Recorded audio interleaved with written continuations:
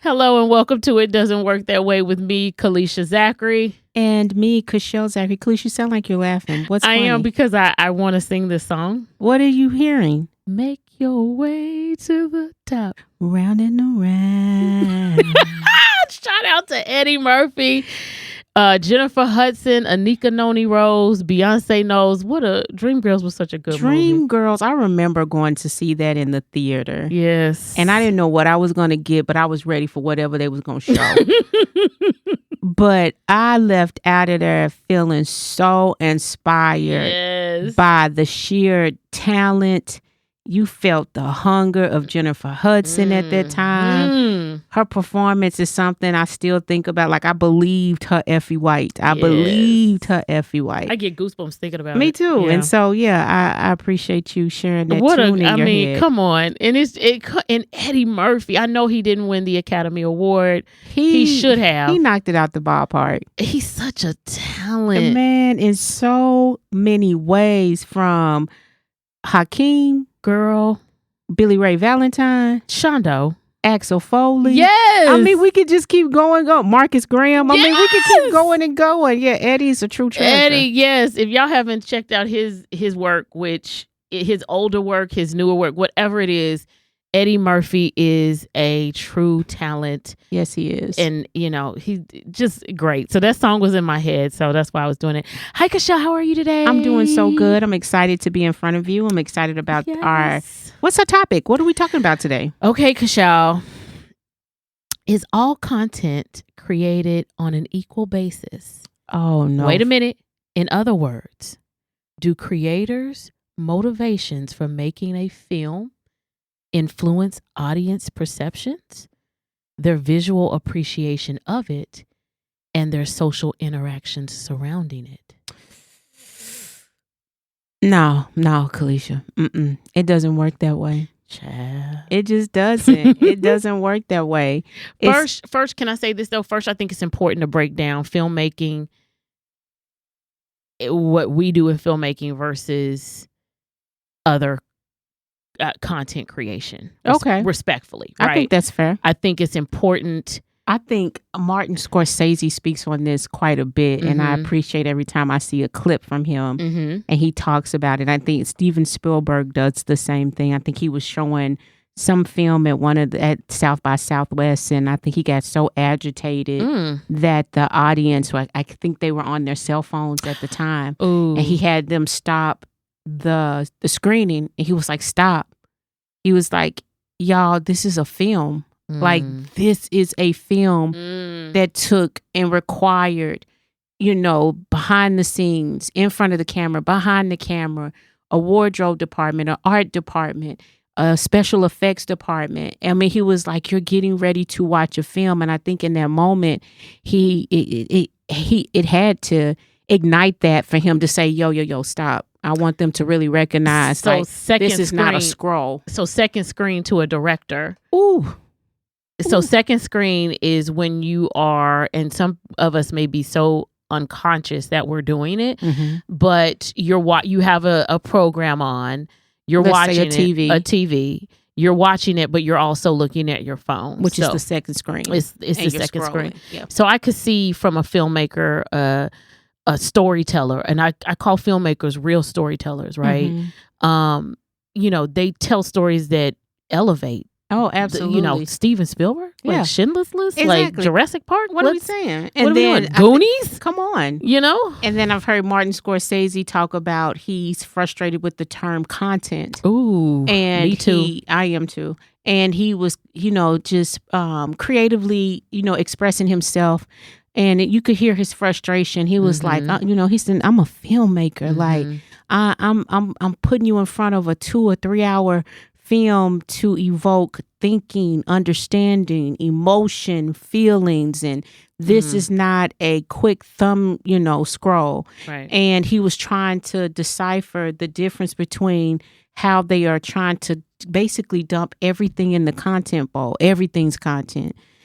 So I love that he was like, no, everything isn't. And so I appreciate those distinctions. Yeah. I do think there's an audience for everyone. Yeah. So even me, there are times that I can get on the Instagram and people are making the most creative, funniest. She sends them to me on a regular.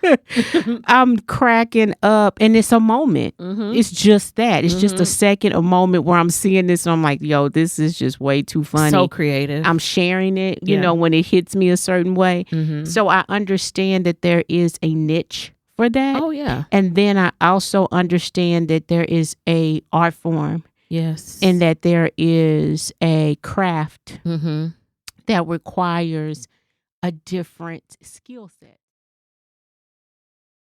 Thank you for listening to the It Doesn't Work That Way podcast, which is sponsored by Frame of Reference. The series explores the vulnerable and often hectic lives of a close group knit of friends and provides a truthful evaluation of how fear and past misfortunes can define our present point of view. You can stream season 1 of Frame of Reference on Prime Video. And yes, and I want to say that I believe those people that can be so creative, and there's one that you sent me, and he does like these like Paloma Diamond. Oh my! I can't think of his name. I can't think of his young man's name. But Paloma Diamond is hilarious. And I thought to myself, like, man, like that would be someone from a comical standpoint that created these characters that are so soap opera and real, and you know, and performs multiple characters. Slow down. And are performed well. Yes, his Paloma Diamond character is performed so well. He got a follow. Yeah, it's total. Another young gentleman that I see that, you know, really performs these. It's just so many out there that performs the characters well. And I'll just stay on. There's so many out there. I'm seeing a trend of people creating their own characters. They work. Yes. It's funny. Hilarious. And it's a moment. It's totally a moment in what I see as budding film comedies. Yeah. I see it transferable. Yeah, most definitely. It's all, most talent is. Yes. Most talent is so transferable that it could easily transition to something longer, like a longer content form. Yes. Long form.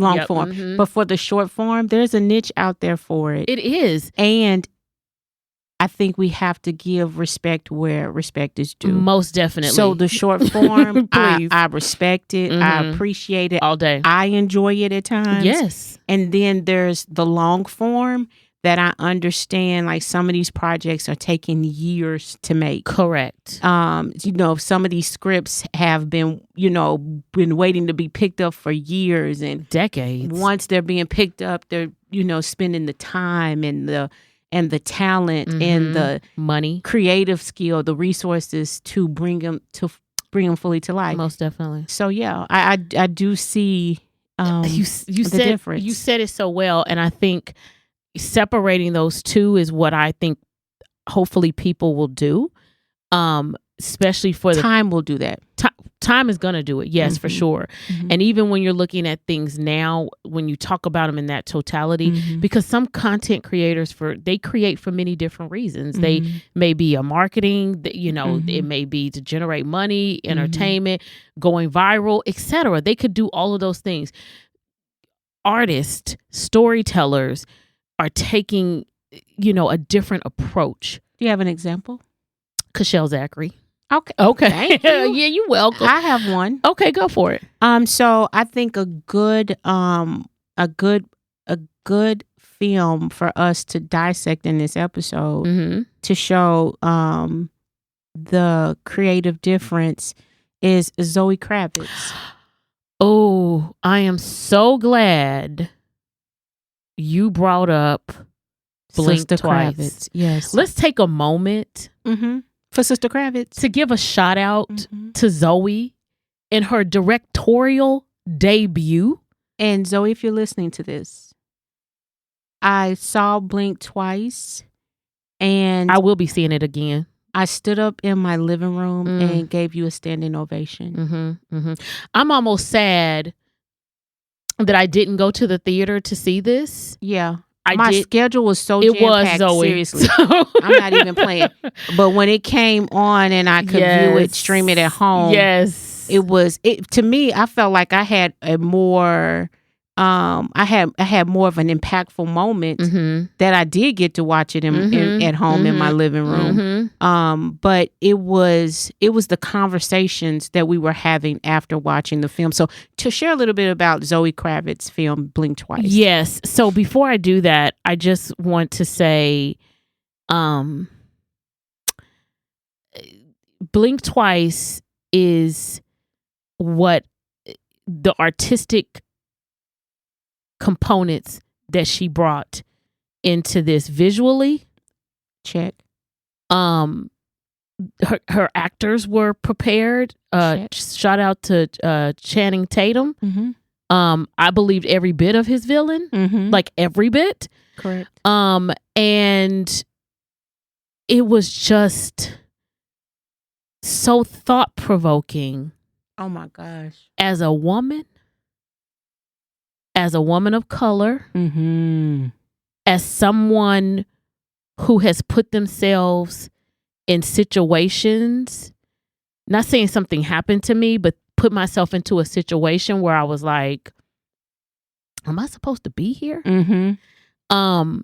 It's something that will live on in time. And this is the difference between short form and long form. Like there are some things I can scroll with my thumb and I probably will never go back and see ever again. Absolutely. I'm going back to watch Blink Twice, right? Yes. It's one of those films that is a think piece.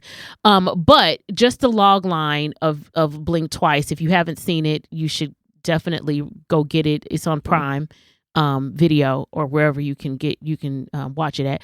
But when tech billionaire Slater King meets cocktail waitress Frida at a fundraising gala, he invites her to join him and his friends for and I'm air quoting y'all, dream vacation on his private island. Now that sounds good.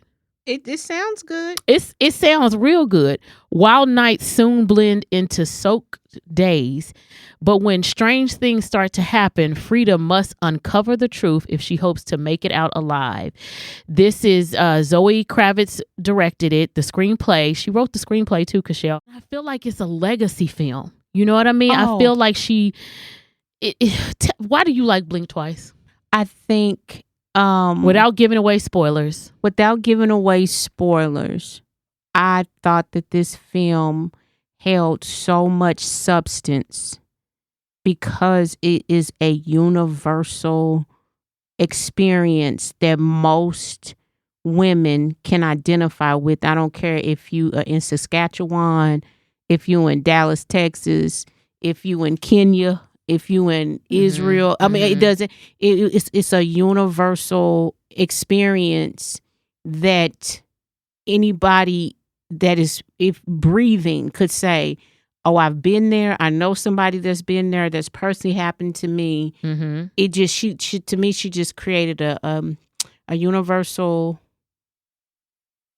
story that is relatable to so many individuals. There's somebody that saw themselves somewhere in there. Yeah. No matter if it was from the infatuation perspective. Yes. Whether it's from the drugs and alcohol perspective. Yes. Whether it's from, jetting off with a billionaire. I mean, yeah, from the whether it's a monetary enticement perspective, there were so many variables that you could say, yeah, I can relate to that. It was so relatable. But the substance behind it, the message behind the power dynamics, the misogyny, the areas where she, talked about the sexual assault and the abuse. It was very eye-opening. It was thoughtful. It was extremely. She thought that the entire concept out. Yeah. And it felt like it was she's she's Zoe Kravitz. Her parents are like, Hollywood to us, at least, Yes, because her mom, Lisa Bonet is her mom. Yes. Cosby Show, My gosh. Hillman, A Different World. And then her dad, just a musical. I Love You, Lenny. Yes. You got to let love rule. I love Lenny Kravitz. So her father is extremely talented. Some people would say she's a Nepo baby. I would say she is one, but with talent. Thank you for listening. It Doesn't Work That Way podcast is sponsored by the WATZS Announcer. The WATZS Announcer is a media brand that covers the amazing emerging talents in the entertainment industry, including movies, TV, and more. The inaugural episode features the cast of Frame of Reference, hosted by Amanda Gaddison. The exclusive interview will be available only on the WATZS Prod YouTube channel. Be sure to subscribe for notifications. I definitely would say that. And shout out to Naomi Aki. Yes, she played Frida. Yes. I thought her performance was extremely, and Adria yes, Arjona. She played her friend. Yes, Sarah. Yes, Sarah. Which that it just I believe their friendship. I believed Adria didn't play the friend. She played the ally. Oh, at the other okay. Aaliyah Shawkat played her friend. Okay. Yes, but the whole story, performance, visual, everything about it is stellar. I'll be surprised if they don't pick up some level of recognition. Can I say this to the audience? Don't rely on a 15-second TikTok to make your decision about this artwork that Zoe put out there. Like, I would encourage you to, be in a good place when you watch it, because it is very triggering. It is probably the first film I've ever seen with a trigger warning at the inception, which it should have. Right. But I would encourage you not to just go off of someone else's opinion. I agree. And the trigger warning read that the film was a psychological thriller about the abuse of power. And I think the way she told this story in regards to the abuse of power was powerful. It was so powerful. Can I say this too, where you talked about how timing, like our mom was in the hospital, you heard the Rocky thing, you heard, the timing of this piece of artwork, right, is so amazing to me with what's happening in the entertainment landscape. I agree. Today, with the allegations against Sean Combs, with the allegations against, Jeffrey Epstein at the time, Harvey Weinstein. You have these very powerful men. Bill Cosby. There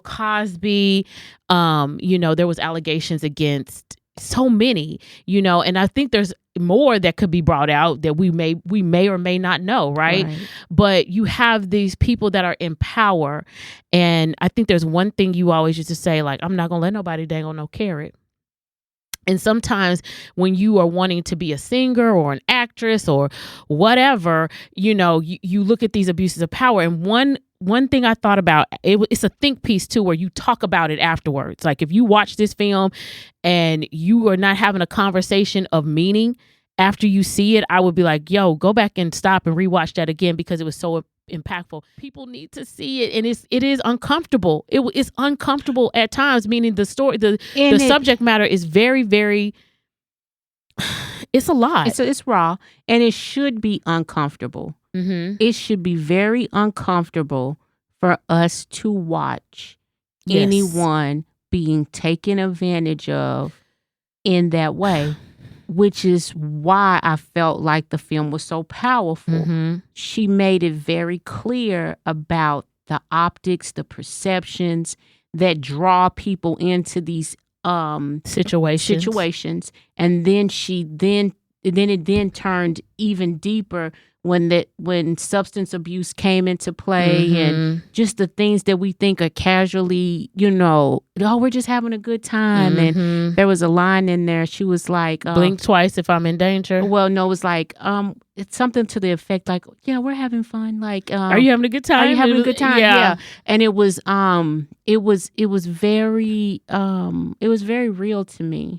She did a good job of bringing the harsh reality of those situations and those moments to light, while still trying to land how abusive and how traumatizing and how abusive these situations can be. And I'm trying not to give the story no, away. I know. And it's when you have a desire for something, you know, in Frida's case, you know, just like Slater King, she was just like, you know, we admire people who have achieved what we think is these, you know, wonderful things on their own, right? You know, or without any type of red flags. They achieve. You listen to our last episode, we talked about red flag. You know, you see them and you're like, oh, they're powerful. You know, for the love of everything, Diddy got the key to the city of New York. You know, he had that. And, you know, even though he has allegations, nothing has been proven in court except for that video. Okay, because I knew you was gonna go there. Except for the video that we all seen on CNN, but the allegations against him, you know, this is America. He will have his day in court, right? You see all of that stuff and you think, I want to be in this proximity of this person because they can help me with my singing career, or they can help me with my acting, or they can help me get this contract that I want to do. And it ties back into the red flags. Red flag. And what I believe motivates most red flags is desperation on both sides. Desperate to have power over someone in a very menacing and hurtful way, or desperate to gain favor or, you know, gain access because you feel like that particular person holds the key to that particular door. I think for me, there has to be a level of, again, self-awareness that you have to know who you are. You got to be able to recognize rooms. You have to, and sometimes we're just so excited to be there that we will ignore every red flag. To be there. Be undistracted and really watch the film is going to take you somewhere. Emotionally, awareness, thoughtfulness. What was your question again at the top? My question again is at the top. Take your time. Yeah. Is all content created on an equal basis? I'll just leave it there. And let's just say, yeah, content, films, visuals, you know, is it all created on an equal basis? And which is why we wanted to, you know, delineate between long form and short form. And while both of them are very much, you know, it's a part of the culture, is a part of what we do. When you have people who have, you know, I would love to sit down with Zoe and ask her, how long did you work on this film? What was it like creating the screenplay? What was, you know, I believe, without talking to her, I know her inspiration behind it. You know what I mean? I believe I know what that is. Like, you know, it was suspenseful. It was thrilling. It was, you know, at one point I was literally on my feet yelling and happy. You know, I mean, it was visually storytelling. And that is what real filmmakers do. They elevate the story. They elevate the content. They say something important. You know, they say something to touch your heart, to speak to your soul. And that is not something that you're necessarily just going to get by swiping up and, you know, all of that. You may get a little tickle a little here, but I highly doubt there's a TikTok I'll go back and watch. Right. And this show is not attacking short form content. No, not at all. We appreciate where it lands in the culture. We appreciate it's so much a part of it. And then I also see where there is this blur of the lines. Yes. Where they're trying to say that it's all the same and that basically everyone's doing the same thing.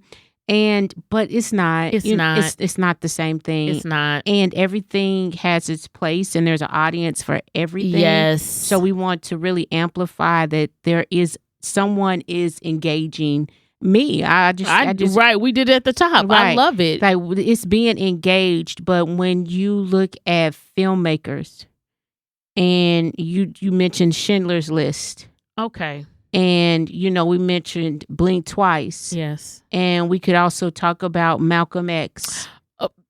And so there's just certain things that, as I call them, legacy films. Those films like Do the Right Thing, it's being studied at NYU. Coming to America. Oh my gosh. And so when you have filmmakers that are taking the time to tell a full story that brings you into a world so that you can understand what it was like to be one of Zoe's characters in Blink Twice.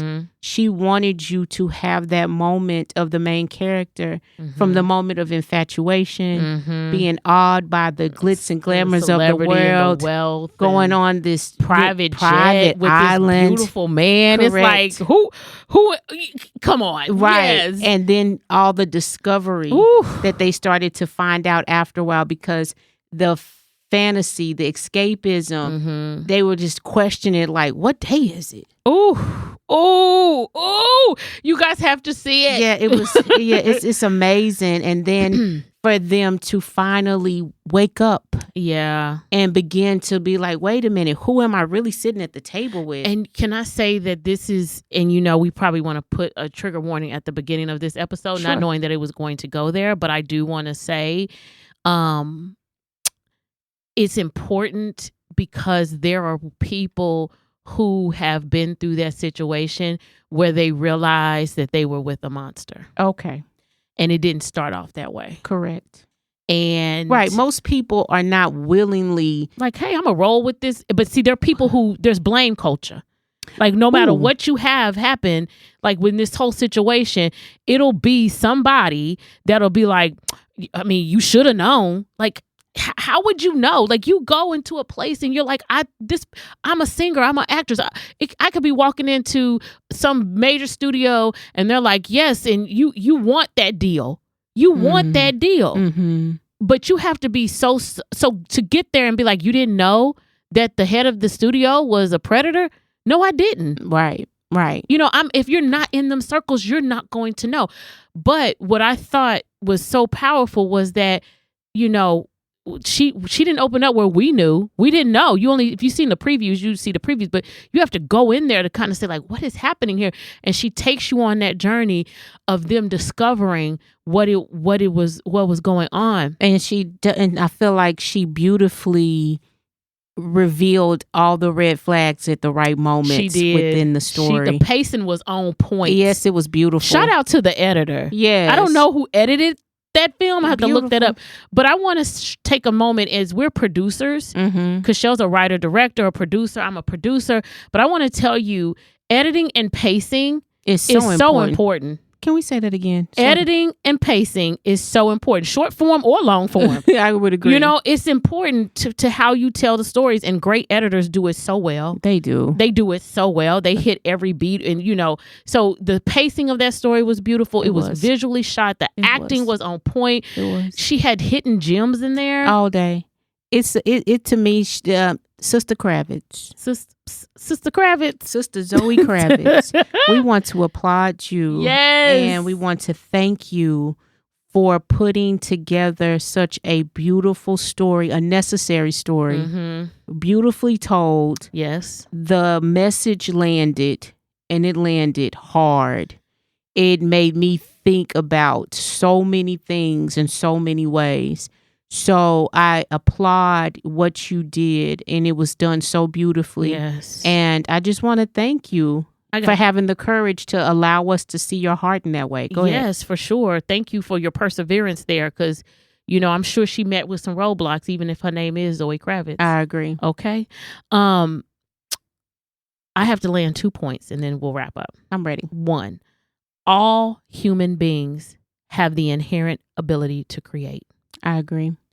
I think that in itself is very important to land in this episode. I agree.